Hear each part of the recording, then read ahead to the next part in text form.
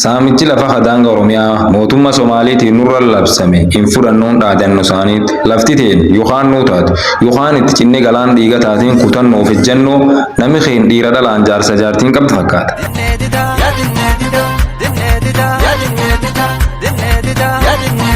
Yooyya daawwattoota intarneetii miidiyaa nagaaf yooyyoon teen fuula san jirtanitti isaan hageettu. Labsii guyyaa sadiin dur mootummaa naannoo Somaaliitiin lafa Oromiyaa Booran aga Baalee akka Dirree Dhawaan labsamte nama gurra qabu.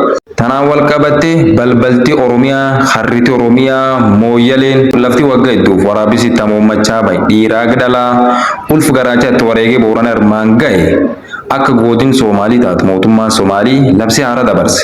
Labsi tanaan wal qabatee namni Oromoo fuula jirchufatti balaaleffatullee hangaftichi Oromoo Booranii dhiira dhalaan waan obsitat fakkaata. Mooyyaleen lafa Oromiyaa dachee Oromoo handhuura Booranaat galaan daawwaa malee daawwa zoonii hin beeku cilaqsan yaga Booranaat daangaan Oromiyaa nuufa kabajamu. Ilaal tokkoon ejjanno tokkoon liibanii akka dirreet Khaliyaas namu qunquffatee sagalee isaa hara seer qabeessaan dhageessifachuu jira.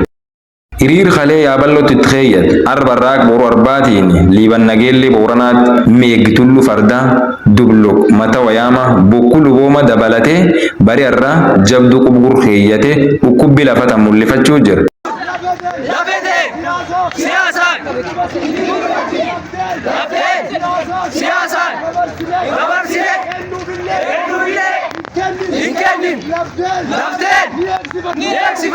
Lafti daanga Booranaa mooyyalee agliiban laf dhiigaanas geet laf lubbuu dhiira dhalaa leenfatte miishoon ijoollee dubraa ta'aana dhaasitti ijoollee tisitu horii billaan qaqqalan taasiyaan sun hin kaan yoo irraan dabranii lafteen kennani abboon rarraganii jedhe qunquffachuu jira. Hangaaf duraalee gumaan hin baane jedha kunni dubbiin jabaattee mirgaa biyyaa falma dhaloonni har'uma jabeessi bullaan lafee taati tiruuni mirga uumamaallee nurraa mulquuf jirti jarreeni ulaan baniini kophaa jalaan seenti gadeeni jallaa jabeessi abbaadumaan tolti qeeni.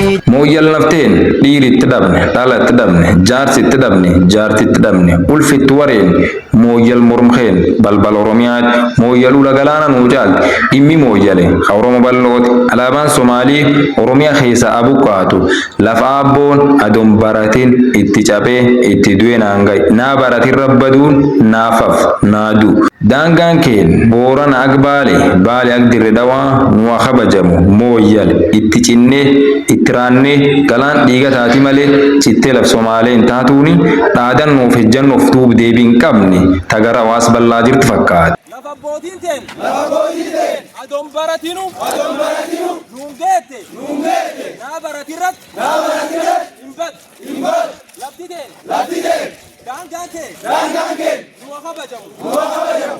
Gosti jabduun gos tokkoomti. Ilmi jabaata beera dhaala.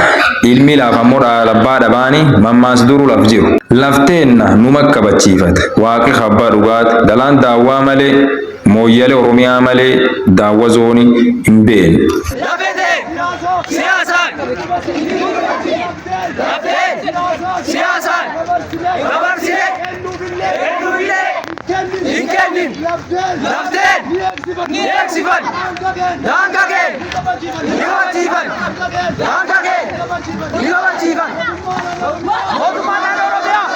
Lafti